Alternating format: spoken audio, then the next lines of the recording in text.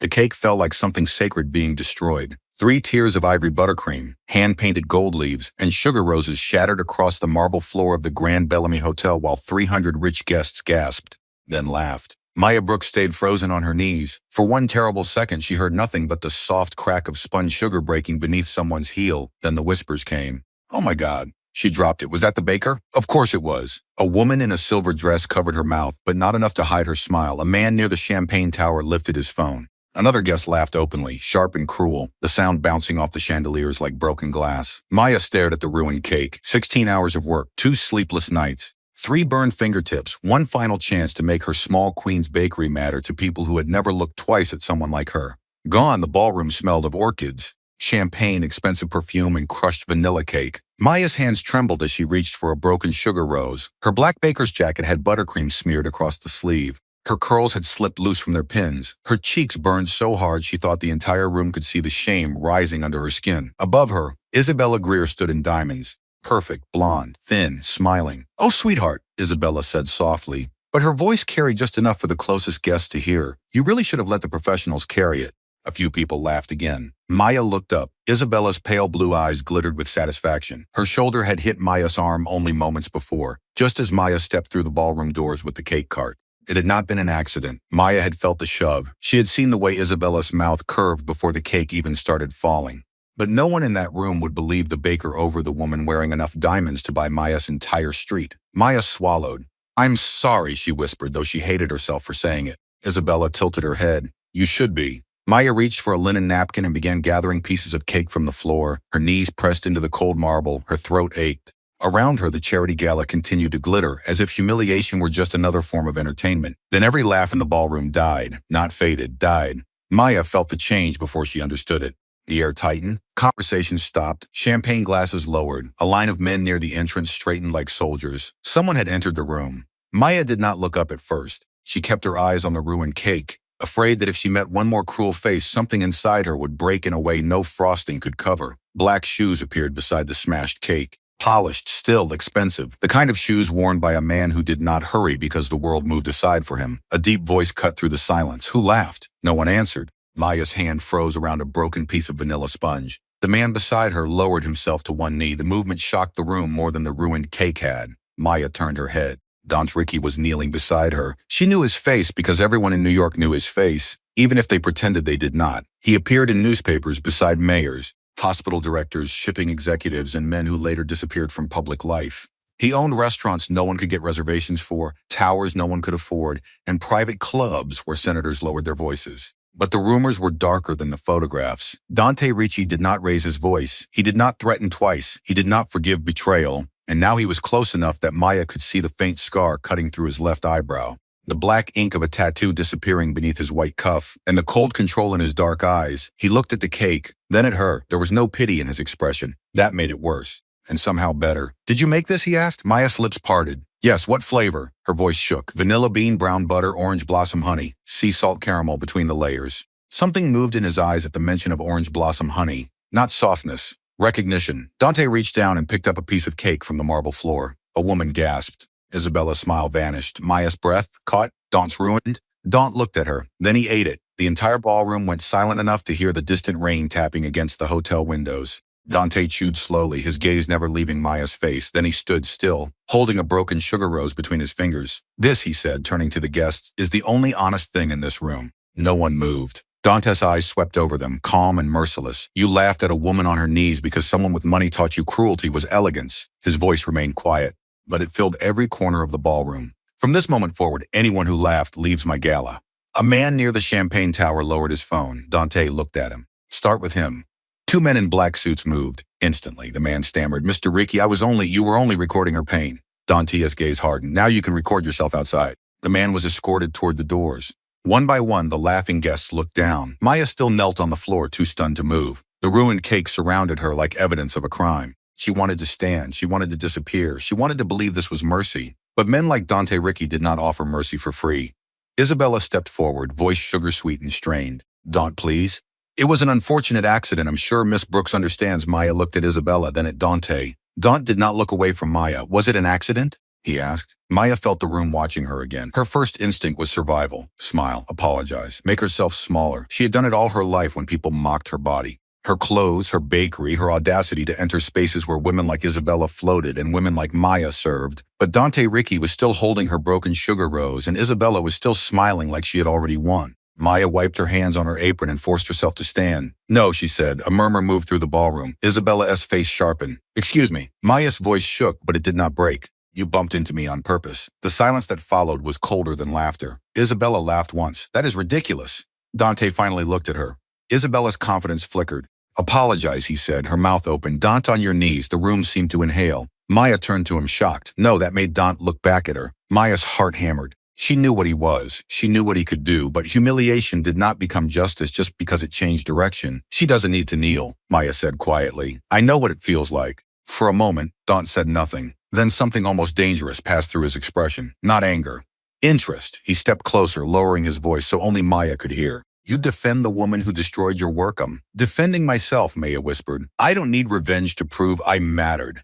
Dante stared at her as if she had just done something far more reckless than accuse a rich woman in front of a ballroom. Then he looked at Isabella. Apologize standing, he said. Isabella's jaw tightened, the diamonds at her throat glittered like frost. I apologize, she said, each word poisoned. Maya nodded once. Dante turned to his men. Clear the floor. Bring Miss Brooks water and get me the security footage. Isabella went pale. Maya noticed, so did Dante. That was when Maya understood that the cake had not been the only thing shattered in that room. Something hidden had cracked open with it, and every dangerous eye in the ballroom had turned toward her. By midnight, the video had gone viral. Not the shove. Not Isabella's smile. Not the moment Maya hit the floor hard enough to bruise both knees. Only Dante Ricci kneeling beside her and tasting cake from the marble. By morning, the internet had named her Cinderella of the cake floor, which made Maya want to throw her phone into the East River. Her bakery, the Sugar Saint, stood on a narrow street in Queens between a laundromat and a Dominican grocery. It smelled like espresso. Warm butter, lemon zest, and survival. Maya had opened it after her mother died, using insurance money, borrowed ovens, and the kind of stubborn hope that looked foolish until it worked. That morning, it did not feel like it was working. Reporters stood outside before sunrise. A local news van blocked the curb. A teenager filmed her through the window. Orders flooded her inbox, mixed with insults and marriage jokes and comments about her body that made her shut her laptop after 3 minutes. Her assistant, June, leaned over the counter with wide eyes. Your follower count went up by 80,000. Maya pressed a cold spoon against her bruised knee. I don't want 80,000 people watching me cry. June softened. They watched him defend you. They watched me on the floor. They watched him get on the floor with you. Maya said nothing, because that was the part she could not stop seeing. Dante Ricci in a room full of power, lowering himself beside her as if her humiliation had summoned him. A knock sounded at the locked front door. June peeked through the blinds, then jumped back. Oh my God, Maya already knew. The man outside was built like a wall in a black overcoat with an earpiece and no expression. Behind him, 2 black subs waited at the curb. Maya wiped her hands on a towel and opened the door halfway. The man handed her a cream envelope sealed with black wax. Mr. Ricci requests your presence. Maya did not take the envelope. Mr. Ricci can request a cake like everyone else. The man blinked once, as if no one had trained him for that response. June whispered Maya. Maya ignored her. Tell him. I am busy. A voice from the sidewalk said. I can see that. Maya's spine stiffened. Dante Ricci stepped from behind the sub. In daylight, he looked even more dangerous. The world had fewer shadows to soften him. His black suit fit with cruel precision. His dark hair was combed back. His jaw clean-shaven, his face calm enough to frighten everyone on the street into pretending not to stare. Maya opened the door wider. You sent men to my bakery? I sent 1 man to deliver an envelope. There are 3 subs outside. New York traffic is unpredictable. That's not an answer. No, Dante said. It is not. June made a small sound behind the counter and disappeared into the kitchen. Maya folded her arms. What do you want? Dante's gaze dropped briefly to her bruised knees, visible below the hem of her black skirt. His expression changed by almost nothing, but almost nothing. On Dante, Ricci felt like a storm moving behind glass. I want to pay for the cake, he said. You already did. The hotel paid the invoice. The hotel paid for a cake. I am paying for what was taken from you. Maya's throat tightened unexpectedly. She hated that. I don't want charity. It isn't charity. Then what is it? Dante stepped closer. Not too close, just enough that the reporters across the street raised their cameras. An apology with numbers. Maya almost laughed. That sounds exactly like charity. His mouth did not move, but something in his eyes warmed with dry amusement. Fine, he said. Then a commission. For what? The cake that will replace it. Maya stared at him. You still want the cake? The Hospital Foundation banquet is in 6 days. I want your cake in the center of that room. After what happened. Because of what happened. Her stomach twisted. I'm not interested in being part of your public relations miracle. That is not what I'm offering. What are you offering? He looked past her into the bakery, at the flour-dusted counters, the cooling racks, the imperfect life she had built without permission. Then he looked back at her. Protection, he said. The word landed heavily. Maya's skin prickled. From who? Dante held out his phone. On the screen was a still image from the gala security footage. Isabella Greer's shoulder hitting Maya's arm. That was expected. What was not expected was the man standing behind Isabella, barely visible near the service entrance, slipping something beneath the cake cart seconds before Maya entered the ballroom. Maya leaned closer despite herself. What is that? A transmitter for what? Dante's face hardened. The crash was not only meant to humiliate you, it was meant to make everyone look at the cake and no one look at the doors. Maya's mouth went dry. What happened at the doors? A hospital trustee disappeared. Her pulse jumped. He was found this morning in the Hudson. Maya stepped back. The bakery seemed suddenly too small, too bright, too fragile. Dante put the phone away. You were used as a distraction, Miss Brooks. Maya, she said automatically. His gaze held hers. Maya. Her name and his voice felt like a match struck in a dark room. She hated that too. I don't know anything about dead trustees, she said. I believe you. Then why are you here? Because whoever used you may decide you saw something I didn't. But they don't know that outside. A camera flashed. Maya looked at the reporters, then at Dante Subs, then at the bakery that had never seemed defenseless until that moment.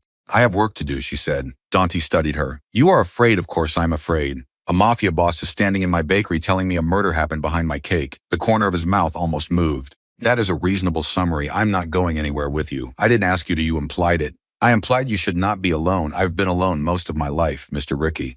I'm good at it. That should have ended the conversation. Instead, Dante looked at her like she had just given him another reason not to leave.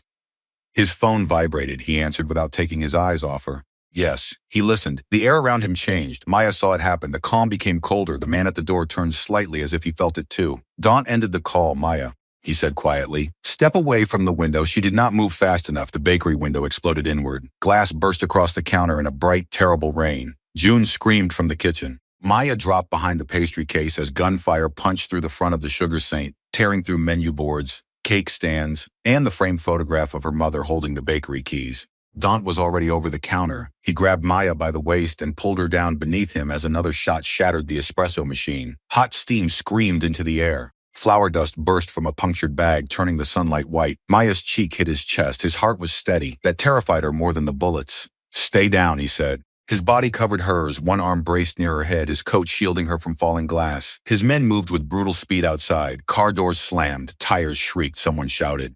A gunshot cracked close enough to shake the floor. Maya clenched her hands in Dante's shirt. He looked down at her for one impossible second with the bakery breaking around them. His face was inches from hers. His eyes searched her, not for information, not for weakness, but for injury. You're re-bleeding, he said. She touched her cheek. Her fingers came away red from a thin cut. It's glass. His jaw tightened. It's nothing, she whispered. Dante's gaze did not leave the blood. Outside, silence fell. One of his men appeared at the broken door. Cars gone. Plates were covered. Dante stood, pulling Maya with him as if she weighed nothing. The bakery was destroyed. The front window gaped open. The display case had collapsed. Cupcakes lay crushed beneath glass. Buttercream flowers melted into coffee. Her mother's photograph was split down the center. Maya stared at it. Something inside her went quiet. She walked toward the frame, but Dante caught her wrist. Dante touched the glass. She looked at his hand around her wrist. His grip loosened immediately.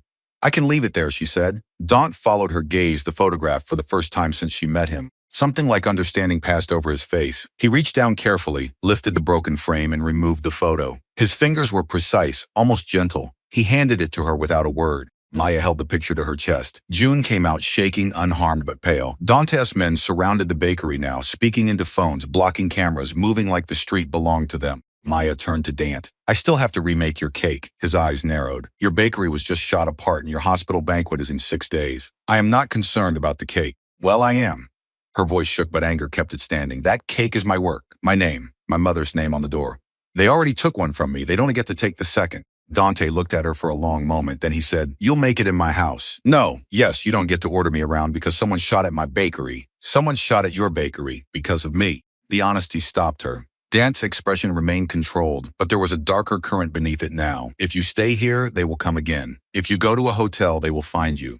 If police take you in, someone will leak the location before sunset. He stepped closer. You do not have to trust me, but for the next 6 days, you will survive better near the monster everyone else is afraid of. Maya stared at him. She should have refused. Every sensible part of her wanted to. But behind him, her bakery stood open to the cold, and cameras flashed through the broken window like hungry eyes. Maya looked down at the photograph in her hand. Her mother smiled back from another life. June comes too, Maya said. Dante nodded once done. And I use my recipes, of course, and no one touches my batter. For the first time, Dante Ricky almost smiled. I will inform the army. The Ricky mansion sat above the Hudson behind iron gates, black cypress trees, and a security system that made Maya feel as if she had entered a country where Dante was the law.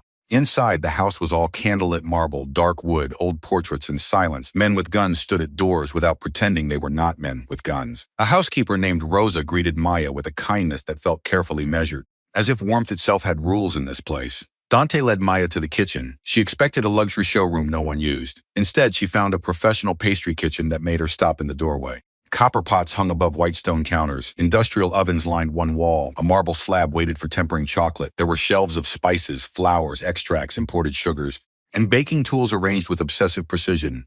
Maya turned to Dante. You bake?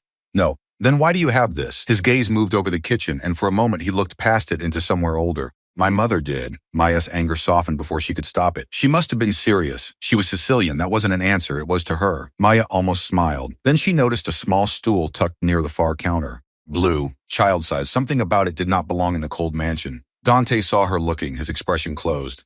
Rosa will get you anything you need, he said. The door inside him shut so quietly that Maya almost heard the lock. For the next 2 days, the mansion became a strange, dangerous bakery. Maya worked from dawn until midnight. June helped assemble sugar flours under the watch of armed men who treated pastry bags like classified weapons. Rosa brought coffee. Dante came and went at odd hours, sometimes in fresh suits, sometimes with blood on one knuckle, sometimes speaking Italian into his phone in a voice that made even his own men avoid eye contact. He never softened, not exactly, but he noticed everything. When Maya burned her finger on caramel, a bowl of ice water appeared beside her before she asked. When June fell asleep over fondant leaves, a blanket was placed over her shoulders. When reporters camped outside the Sugar Saint, Dante sent contractors to board the window, repair the ovens, and remove every camera from the block. Maya confronted him when she found out. You fixed my bakery? I secured it. You rebuilt the front. It was unsecured. You replaced the espresso machine. It was damaged. You ordered a custom glass display case from Milan. That was Rosa. Maya stared at him. Dante did not blink. You can just buy your way into people's lives, she said. No, he agreed, but I can buy glass. She should not have laughed. It slipped out before she could stop it. Dante looked at her laugh as if it were something rare and dangerous he wanted to keep, but knew better than to touch. The silence after that changed, not softened, deepened. That evening, Maya found him in the kitchen after midnight. He stood near the window, jacket gone, sleeves rolled to his forearms. The tattoo she had glimpsed at the gala wrapped around his wrist and disappeared beneath the fabric. The city lights shone beyond him, scattered and distant. On the counter sat one of her test cupcakes, untouched. You don't eat dessert? She asked. I don't trust sweetness. That sounds exhausting. It has kept me alive. Maya leaned against the counter, too tired to be afraid properly. You tasted cake from the floor. His eyes came to hers. I trusted the hands that made it. The words landed too close. Maya looked away first. Why? She asked. You didn't know me. Dante's jaw shifted for a second. She thought he would not answer. Then he said, because you looked at your ruined work like someone had killed something that mattered. Her throat tightened. It did matter. I know you don't know anything about me. No, he said. But I know what it is to watch something innocent destroyed while everyone else calls it business. The room went still. Maya wanted to ask what he meant. Before she could, a soft sound came from the hallway, a child coughing. Dante turned instantly, not like a boss, like a father. The mask cracked so fast Maya almost missed it. A small boy stood in the doorway, wrapped in a navy robe, one hand gripping Rosa S. He had Dante's dark eyes and the fragile, watchful face of a child who had learned too early that silence kept adults calm. Papa, the boy whispered. Maya froze. Dante crossed the room in 3 strides and lowered himself in front of the child. Nico, you should be sleeping. I heard voices. They were boring voices. The boy looked past him at Maya. She gave a small wave. Hi, Nico stared at her flour-covered apron. Are you the cake lady? Maya's chest ached. I think so, the one from the floor? Dante closed his eyes briefly. Maya smiled gently. Yes, but I'm making a better one now. Nico considered this. Did it taste good from the floor? Dante said yes. Maya laughed softly. That is not where I recommend eating it. Nico smiled. It transformed his whole face. Dante saw Maya notice. The softness vanished from him, replaced by a warning so cold she felt it across the room. Rosa guided Nico away after another cough. When the hallway was empty, Maya turned to Dante. You have a son. His voice went flat. You did not see him. Dante, you did not see him. He repeated. Maya stiffened. I'm not going to tell anyone. You will not speak of him, not to June, not to anyone. I said I want tea. You don't understand what his existence means. Then explain it to me. No, the word was a wall. Maya felt embarrassed for caring. Fine. She turned back to the counter, blinking hard. Dante remained by the doorway. He has a heart condition, he said finally. Maya stopped. He was born early. His mother died 6 months later. Dante's voice was quiet, almost emptied out. A rival family learned about him when he was 2. They placed a bomb under the car meant to take him to a hospital appointment.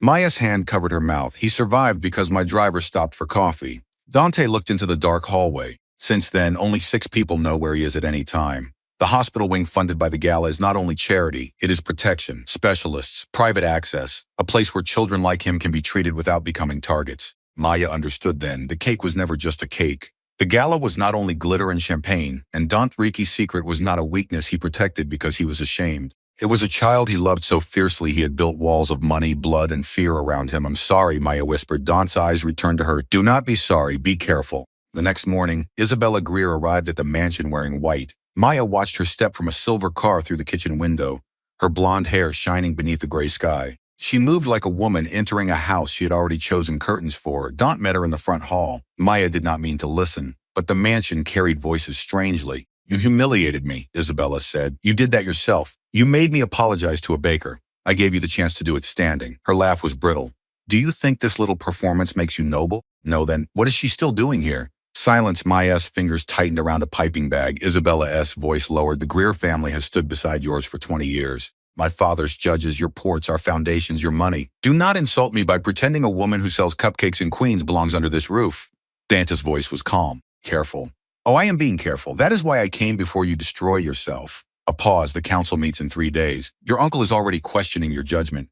Enzo Marino is whispering that you are compromised. And now the world thinks you've lost your mind over a woman who dropped a cake." Maya flinched. Dante said nothing. Isabella continued. "Softer now, more dangerous. Marry me publicly. End the scandal. Secure the inheritance vote. Show them you still understand power." Maya waited for Dante to refuse. He did not. The silence stretched too long. Something cold opened beneath her ribs. She backed away from the door, angry at herself. Of course there was a woman like Isabella in his life. Of course power had already chosen his bride. Men like Dante Ricci did not kneel on floors because they loved bakers. They did it because the room needed to be controlled. Maya returned to the cake. Her hands moved automatically. Cream, sugar, butter, salt. Things that made sense when Dante entered the kitchen 20 minutes later. She did not look at him. "You heard," he said. "Enough. Isabella's father controls 3 judges and half the city council." "Congratulations, Maya." She slammed a bowl down harder than necessary. Dante, his gaze sharpened. "Dante, what say my name like I am part of this? You are part of this." "No, I am the distraction, remember? The baker on the floor, the viral scandal, the woman your future wife thinks you need to clean up." His face darkened. "She is not my future wife. You didn't tell her that she already knows. That must be comforting." Dante moved closer. Maya refused to step back. "You think I brought you here to use you?" he asked. "I think you use everything." The words struck. Dante's expression did not change, but the air did. "Yes," he said quietly. "I do." Maya's chest tightened. He stepped closer, lowering his voice. "I use fear to keep men from touching what is mine. I use money to build doors enemies cannot open. I use silence because every truth I have ever spoken has been turned into a weapon." His eyes burned into hers. "But I did not kneel beside you because of strategy." Maya's breath caught. His hand lifted. For one suspended second, she thought he would touch the smear of flour on her cheek. He stopped before his fingers reached her skin. That restraint felt more intimate than touch. "Then why?" she whispered. Dante's eyes dropped to her mouth, then back to her eyes. "Because everyone else watched you fall," he said, "and I hated them for it." Before she could answer, his phone rang. Dante looked at the screen. The moment vanished. He answered. His face turned to stone. "When?" he asked. Maya watched him listen. Then he looked at her. "No one leaves the house," he said into the phone. "Lock the hospital down." Maya's blood chilled. "Nico?" she asked. Dante ended the call. Someone tried to access his medical floor. The world narrowed. Isabella's visit, the council, the cake, the dead trustee. Maya gripped the counter. They know enough." Dante was already moving. Maya followed. "I am coming." "No, he has a child. He is my child, and I'm the woman who made him smile last night." Dante stopped so suddenly she almost ran into him. His eyes were lethal. "This is not a place for your compassion." "Then it's exactly where it belongs." For a heartbeat, no one moved. Then Dante looked at one of his men. "Put her in the second car." The hospital wing looked nothing like a hospital. It occupied the upper floors of a private medical tower on the east side, hidden behind donor plaques and guarded elevators. Dante's men moved through it like shadows, checking exits, stairwells, supply rooms. Maya stayed close to Dante despite herself, not because she trusted the world around him, because the world away from him suddenly felt worse. Nico was asleep when they arrived, pale against white sheets, a monitor blinking beside him. Rosa sat by the bed, a small toy car rested near his hand. Dante stood in the doorway for several seconds before entering. Maya saw the way he changed around the boy, not soft, careful, as if his love was so large it frightened even him. A doctor spoke quietly with Dante near the window. Maya caught fragments. Unauthorized badge, wrong nurse, security breach, sedative missing. She felt sick. Nico stirred, his eyes opened and found Maya first. "Cake lady?" Dante turned. Maya approached the bed slowly. Hi, did you bring cake? Dante said Nico. Maya smiled. Not cake, but I brought something better. She reached into her bag and pulled out a small sugar rose pale gold at the edges. One of the replacements she had made at dawn. Nico took it carefully. It does to break? Everything breaks if someone is careless, Maya said. But this one is stronger than it looks. Dante watched her. Something in his face went quiet. Outside the room, shouting erupted. A gunshot cracked. Dante moved instantly, pulling Maya behind him as the hospital lights flickered. His men rushed into the hallway. Rosa grabbed Nico's bed rail. An alarm began to pulse, low and urgent. Stay behind me, Dante ordered. The door burst open. A man in hospital scrubs lunged inside with a gun. Maya did not think. She grabbed the nearest metal tray and threw it. It hit the man's wrist just as he fired. The bullet shattered the window instead of Dante's chest. Dante's arm came around Maya, forcing her down as his men tackled the attacker. Nico screamed. Maya's heart broke at the sound. Dante dragged the attacker up by the collar and slammed him against the wall with such controlled violence that the room seemed to shrink around him. Who sent you? Dante asked. The man spat blood. Dante's voice dropped. There is a child in this room. The attacker looked at Nico and smiled. Marino says hello. Dante's face emptied. Maya had never seen anything so frightening as a man losing every human expression at once. He handed the attacker to his men. Take him downstairs, Dante said. His tone promised that downstairs was not a place on any hospital map. Maya rushed to Nico's bed. The boy was shaking, clutching the sugar rose. It's okay, she whispered, though nothing was okay. You were safe. Nico looked past her. Papa? Dante turned back. The coldness did not leave him in time. Nico saw it. The boy flinched. Dante froze. The tiny movement wounded him more visibly than the gunman had. Maya saw it. Saw the pain he swallowed. Saw the monster he became to protect his son and the father his son feared when the monster came too close. She stood between them without meaning. To Dante, she said softly, his eyes cut to hers. She held his gaze. Come here slowly. No one in the room breathed. No one ordered Dante Ricky to do anything. But Dante came slowly. Maya stepped aside. He sat on the edge of Nico's bed. Careful not to crowd him. I'm here, Dante said. Nico's lower lip trembled. You look scary. I was scared. The admission seemed to cost him. Nico blinked. You didn't get scared. Dante looked at Maya, then back at his son. Yes, he said, I do. Nico reached for him. Dante gathered the child into his arms and closed his eyes. Maya looked away, giving them privacy. But the image burned into her. The feared mafia boss holding a trembling child beneath broken hospital glass. Another thumbnail moment. Another secret heart of the story that night. Dante did not take Maya back to the mansion. He took her to a safe house on the stormy coast of Long Island, a glass and stone fortress overlooking black water.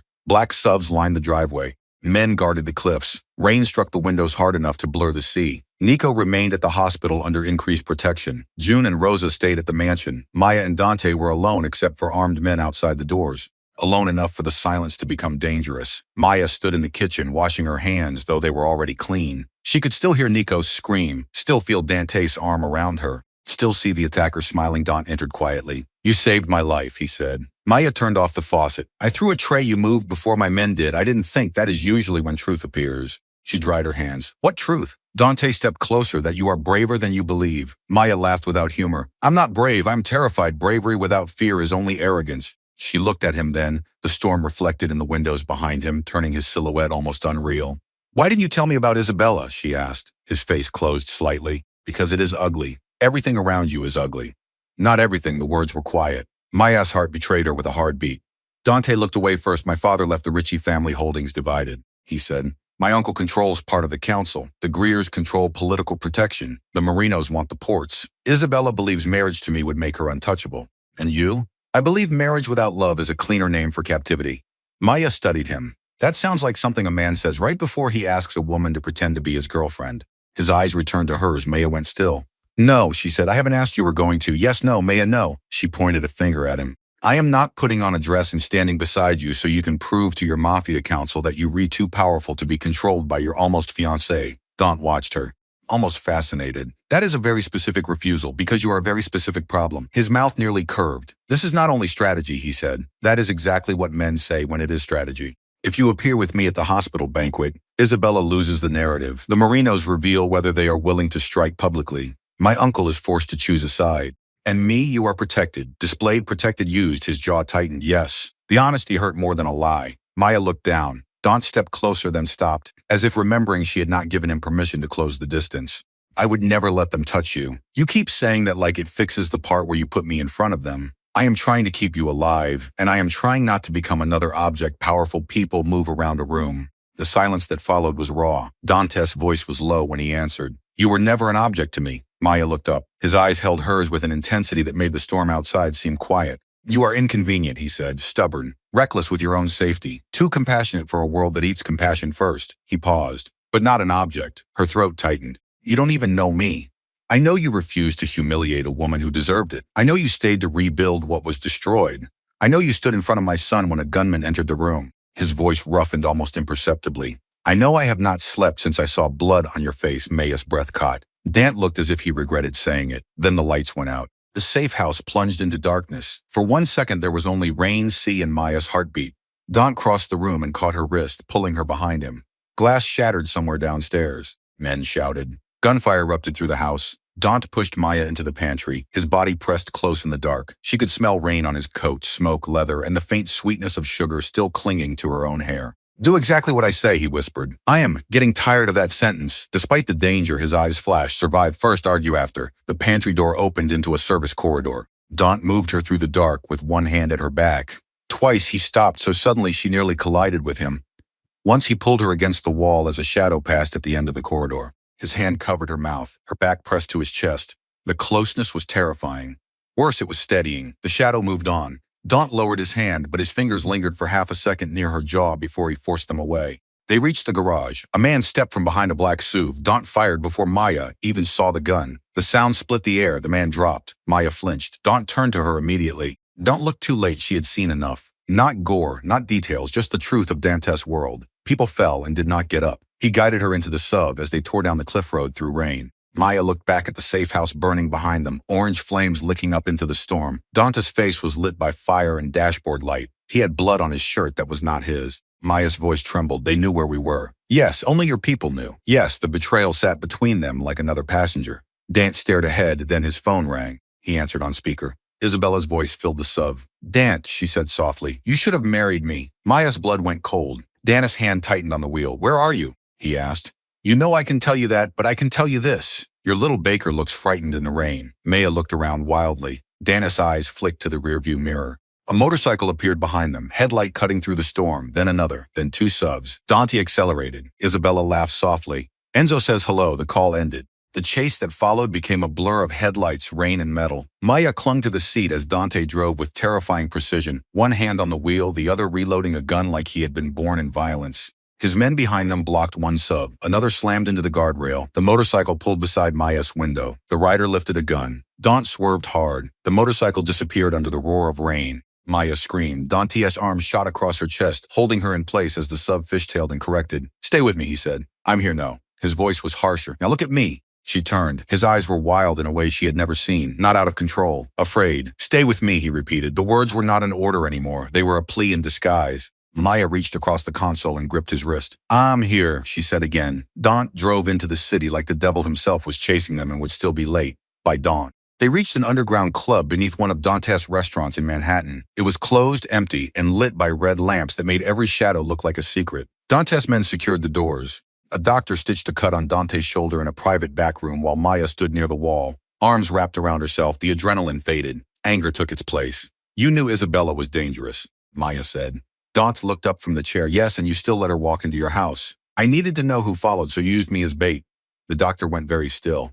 Dante's eyes darkened. Leave. The doctor left immediately. Maya did not. Dante stood, shirt open at the collar, blood staining the bandage on his shoulder. I used myself as bait, he said. You brought me to the safe house.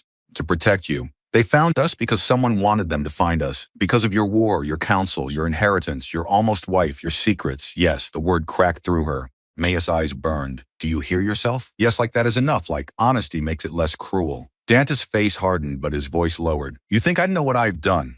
I think you know exactly what you're redoing. That's what scares me. He stepped closer. She stepped back. Pain flashed in his eyes so fast she almost missed it. I will send you away, he said. Maya stilled. Witness protection, new identity, money for your bakery, enough that you never have to see me again. The offer should have relieved her. Instead, it felt like a blade sliding carefully between her ribs. You said I was safest near the monster. Everyone fears I was wrong, were you? Dante looked at her. The red light turned his eyes almost black. I am becoming the danger, he said. Maya's breath caught for a moment. The club was silent except for rainwater dripping from his coat onto the floor. Dante continued, voice rougher, when the gunman entered Nico's room. I thought of my son first to pause when the safe house went dark. I thought of you before I thought of him. Maya's lips parted. The confession horrified him. She could see it. I cannot afford that, he said. Neither can you. Maya wanted to hate him for saying it. But beneath the coldness was something more frightening than possession. Guilt. He was not pushing her away because he did not care. He was pushing her away because he did. And Daunt Riki did not know how to care without turning the world into a battlefield. Maya's voice softened despite herself. You don't get to decide what I can afford. His eyes lifted. You have no idea what wanting you would cost. The air changed again. Slow, heavy, dangerous. He was close enough now that Maya could see the pulse in his throat. His hand lifted, then stopped near her cheek where the glass cut had been. May I? He asked. The question was so unexpected, it undid her more than any command. Maya nodded. Daunt touched her cheek with 2 fingers. Barely, like she was the only fragile thing he had ever been trusted to hold. Her breath caught. His eyes dropped to her mouth. The space between them tightened until it felt impossible. Then a phone rang outside the room. Dant stepped back instantly. The loss of warmth was almost physical. One of his men entered, face grim. Boss, we found the leak. Dante's expression turned lethal.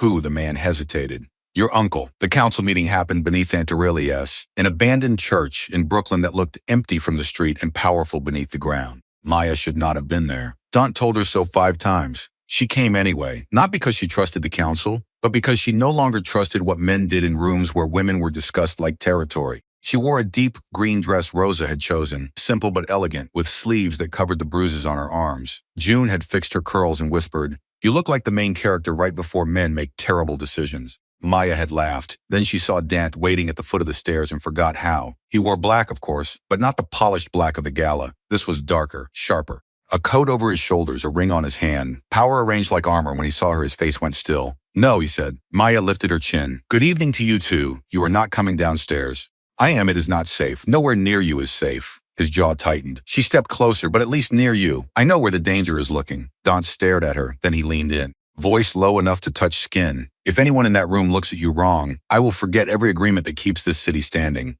Maya's pulse stumbled. That is not comforting. It was not meant to be. The council chamber beneath the church was candlelit, circular, and filled with men who had built empires from fear. Donna's uncle, Salvatore Ricci, sat at the center table with silver hair. A black cane and eyes like old knives, Isabella stood beside him. Maya's stomach tightened. The socialite smiled when she saw her. There she is, Isabella said, the cake girl. Dante's hand moved slightly at his side. Maya touched his wrist before he could speak. The small contact silenced him. Every man in the room noticed, so did Isabella. Salvatore's gaze sharpened. Nephew, you bring civilians into family matters now? Dante did not blink. You brought war to a hospital floor, a murmur. Salvatore leaned back. Careful. No, Dante said. I was careful when you sold my son's location to Enzo Marino. The chamber erupted. Isabella's face changed, just enough. Maya saw it. Dante did too. Salvatore laughed. A son no one can prove exists. Dante's eyes went cold. Maya's pulse pounded. This was why the child had stayed hidden. In this world, proof of love became leverage. Isabella stepped forward. Dante is unstable. He attacks allies, shelters random women, humiliates donors, and now invents betrayals to justify breaking old agreements. Maya looked at Dante. His face was unreadable. Isabella turned to the council. He is compromised, and by whom? Her eyes slid to Maya.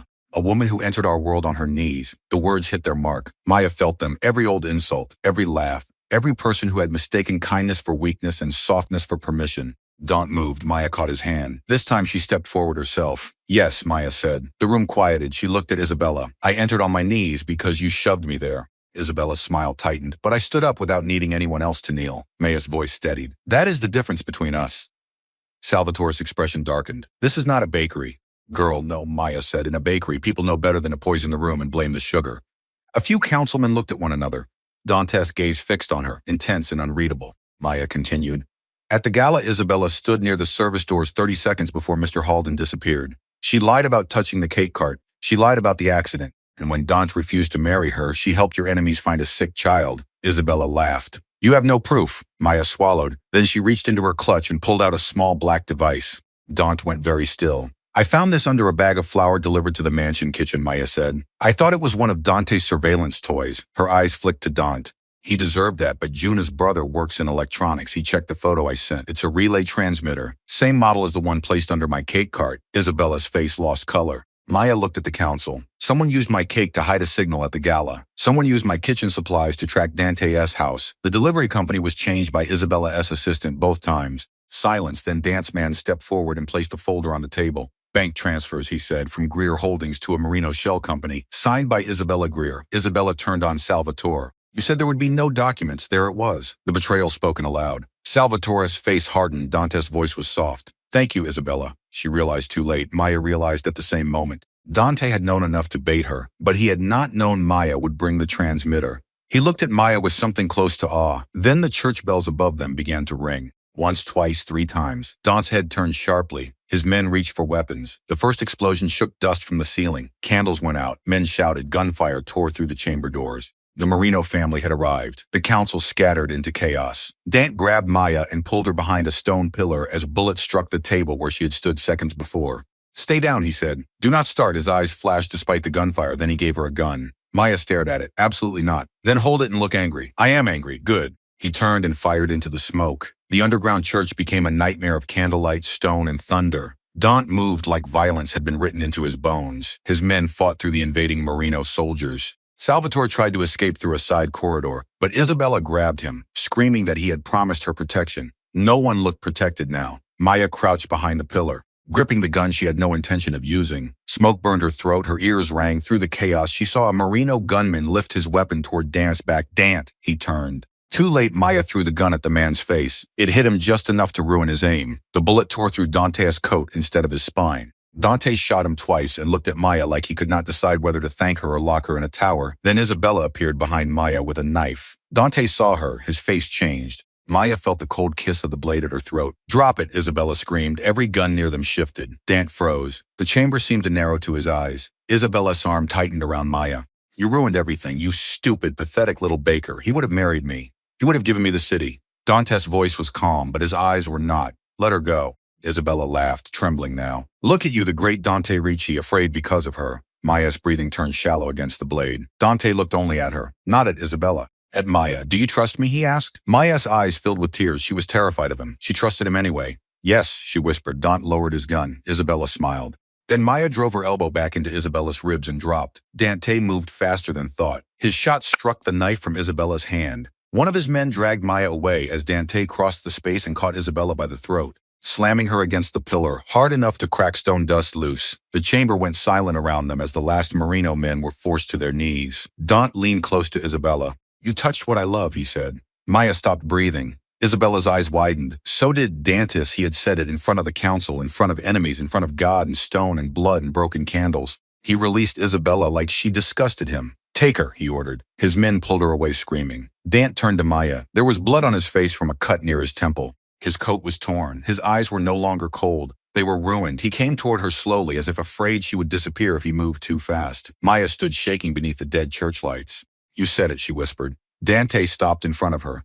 "I know, did you mean it?" His jaw worked. The old Dante would have hidden behind silence. This one looked at her like silence had become unbearable. "Yes," the word broke something open. Maya stepped into him. Dante caught her with one arm and held her against his chest. For the first time, he did not hold back. His hand cradled the back of her head. His face pressed into her hair. Around them, men cleaned weapons, enemies groaned, power shifted hands, and a city changed rulers beneath a ruined church. But Dante held Maya like the war had ended only because she was still breathing. The hospital banquet took place 6 days later, not at the Grand Bellamy. Dante had purchased the hotel and closed it for renovations after the scandal. The new banquet filled the glass atrium of St. Aurelia Children's Medical Center, where warm lights glowed against rain-washed windows and white orchids lined the walls. The guests were different this time. Doctors, nurses, children's families, donors who looked nervous enough to behave, a few council members who had survived long enough to learn manners. At the center of the room stood Maya's cake. 4 tiers: ivory buttercream, gold sugar leaves, orange blossom honey, brown butter, sea salt caramel, sugar roses strong enough to survive careful hands. Maya stood beside it in a deep burgundy dress, her curls pinned with gold clips June had insisted on buying. Her bakery had reopened that morning. The sugar saint had a new window, a new display case, and a line around the block. But none of that made her hands stop shaking. Dante noticed. Of course he noticed. He stood beside her in a black suit, one hand resting lightly at her lower back, not possessive for the room. Not claiming for strategy there, only there. "Breathe," he said. "I am breathing, liar." She glanced at him. "Careful, I'm holding a knife." His eyes lowered to the cake knife in her hand. "I have seen you weaponize pastry equipment." "I am careful." Maya smiled despite herself. Across the atrium, Nico sat with Rosa, wearing a navy suit and holding a sugar rose. His existence was no longer entirely hidden, but the world did not know his name. Only that Dante Ricci had funded a hospital wing after surviving a family tragedy. The rest remained protected by walls stronger than secrecy now. Truth, Dante had told her, needed guardians too. A hush moved through the room as Dante stepped toward the microphone. Maya expected him to speak about the hospital, the foundation, the doctors, the children. He did briefly. Then he turned to her. 6 nights ago, Dante said, this woman's work was destroyed in front of a room full of people who mistook cruelty for power. Maya's throat tightened. The room listened. I have spent my life surrounded by people who polish lies until they shine. Maya Brooks builds things with her hands. She feeds strangers. She stands when others try to put her on the floor. She protected my son. She protected me from becoming only what my enemies feared. Maya's eyes burned. Dante's voice remained steady, but his gaze held hers with dangerous tenderness. So tonight, no one eats until the woman who made this cake takes the first piece. A soft wave of emotion moved through the room. Daunt returned to her side. Maya whispered, "You could have warned me. You would have told me not to, correct? That is why I did not." She shook her head, but her smile trembled. Together they cut the first slice. Daunt placed it on a small plate. Then in front of everyone, he lowered himself to one knee. Maya froze. The room gasped. Her heart stopped so violently she almost dropped the knife. Daunt looked up at her dark eyes steady. But there was no ring, not yet. Instead, he lifted the plate. "The first time I tasted your cake," he said quietly, "just for her, you told me it was ruined." Maya could barely breathe. He broke off a piece with the fork and held it up. "This time," he said, "I wanted to taste it where it belongs." Maya laughed through tears. He stood and offered her the bite first. She tasted honey, butter, orange blossoms, salt, her mother's recipe, her own hands, her life remade but not replaced. Then Daunt took a bite from the same fork, his eyes never leaving hers. The applause came slowly at first, then louder, filling the atrium until the rain against the glass disappeared beneath it. Nico ran over and hugged Maya around the waist. She bent down, laughing softly, and hugged him back. Dante watched them with an expression so open it almost hurt to see. Later, after the speeches, after the cake was served, after the guests finally learned how to behave around a woman whose worth had never depended on their recognition, Maya found Daunt alone on the hospital rooftop. The city stretched around him in silver rain and distant gold lights. He stood near the ledge, hands in his pockets, looking out over Manhattan like a king who had survived the crown but not the cost. Maya stepped beside him. "You disappeared," she said. "I needed air at your own event." "I dislike events. You own half of them. That does not improve them." She smiled. For a while they watched the rain. Then Dance said the council accepted Nico as my heir. Maya looked at him. "That's good. It makes him safer and more visible, you afraid?" "Yes." The honesty still startled her. She reached for his hand. Dant looked down as her fingers slipped between his. "I'm afraid too," she said. His thumb moved over her knuckles. "Of me sometimes." His face tightened. Maya stepped closer. "And for you and because of you. And with you," she swallowed. "It is complicated. Most true things are." She looked up at him. "I want to disappear into your world, Daunt. I know I want to become something pretty you keep safe behind glass. I know. I still have a bakery. I know I bought the building next door." Maya stared at him. Dante's expression remained perfectly serious. "For storage," he said. "Dante? And security. Dante? And perhaps a private kitchen." She tried to glare at him and failed. "You are been told. By terrified people, usually." Maya laughed. Daunt watched her like the sound undid him. Then his hand rose to her cheek, the same place he had almost touched in the kitchen before everything burned. This time he did not stop. "Maya," he said, voice low. The city seemed to hold its breath. She stepped closer. He bent his head slowly, giving her time to refuse, time to run, time to remember every reason this was dangerous. She remembered all of them. Then she kissed him anyway. Daunt went still for one heartbeat. Then his arm wrapped around her waist, drawing her against him with restrained hunger, as if he had been starving quietly for days and still feared taking too much. The kiss was not gentle, but it was careful. Dangerous, but reverent. A confession made without witnesses, without strategy, without a room to control. When they parted, Maya rested her forehead against his chest. His heart was not steady now. She smiled against his shirt. "There it is," she whispered. "What proof you human?" Dante's hand tightened at her back. "Only with you." Below them, the city glittered with secrets. Ahead of them waited enemies, rebuilding. A child who needed both protection and laughter. A bakery that smelled like butter and second chances. And a love that would never be simple enough to be safe. But for that one rain-lit moment, Maya Brooks was not the woman on the floor. She was the woman who had stood up, and Dante Ritchie. The monster everyone feared held her like devotion was the most dangerous vow he had ever made. Weeks later, a photograph appeared on the front page of a newspaper. Not the viral image from the gala. Not Maya kneeling over a ruined cake. Not Daunt tasting sweetness from marble. This one was taken through the front window of the Sugar Saint on a quiet morning in Queens. Maya stood behind the counter, laughing as flour dusted her cheek. Nico sat on the blue stool beside her, carefully placing crooked sugar roses onto cupcakes. June was in the background, pretending not to cry over a sold-out display case. And outside, leaning against a black sub beneath the soft gold morning light, Dante Ricky watched the bakery door. Not like a guard, not like an owner, like a man who had finally found the one place in the city he did not want to conquer.